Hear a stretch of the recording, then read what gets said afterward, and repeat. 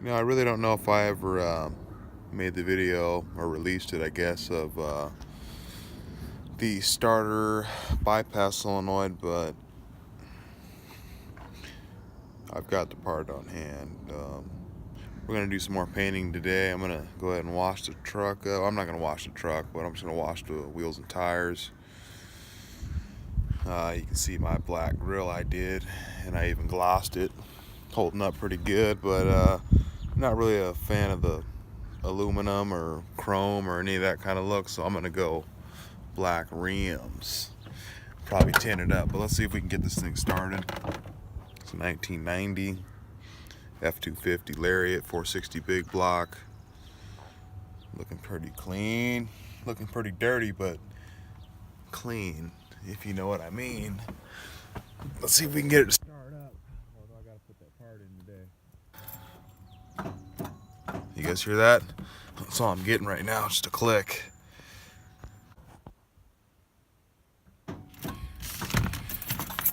Yeah, it's time to put that starter solenoid bypass in. Looks like she won't start. She's not starting. Usually it starts after like 3-4 clicks, but it's not starting. Not today. We might have to do that because I got to move my truck to wash. So here it is. I don't think I showed you guys, or maybe I just didn't upload the video, I don't think. I'm going to put this in and I'm going to show you guys how to do it. So stay tuned. Okay, I just want to do a quick little video on the 1990 250 XLT Lariat 460 big block. This is starter solenoid bypass. The positive terminal came out, so I got a new one. So when I go to start the truck, you'd think the battery's dead or something like that, but I seen the terminal popped out, so I tapped it back in. I've been kind of limping it the last couple weeks, about a month, and basically when you go to start it, it would just click, and about 3-4 clicks it would start. But I haven't drove it for about 2 days now, and trying to move it so I could wash black on black it. So to get it from right here to the wash bay where I'm about to wash it, looks like I'm gonna have to go ahead and put that part I bought in. So we're gonna swap that out real quick. First step, disconnect the negative terminal on the battery. Got this part of the vacuum pump for this thing sitting in the way a little bit here, so let me get that out of the way. There we go. We're just gonna go ahead and start by unbolting it, really.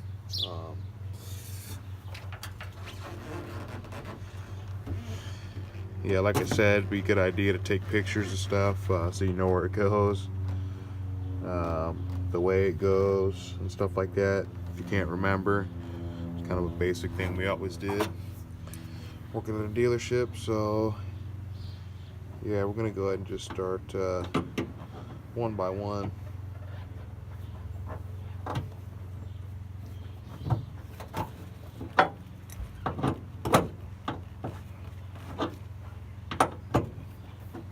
Loosening them up.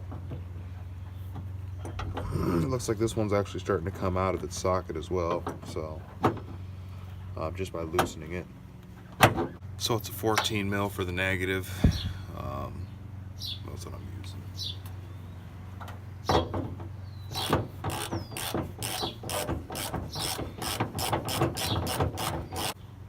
Boom, boom.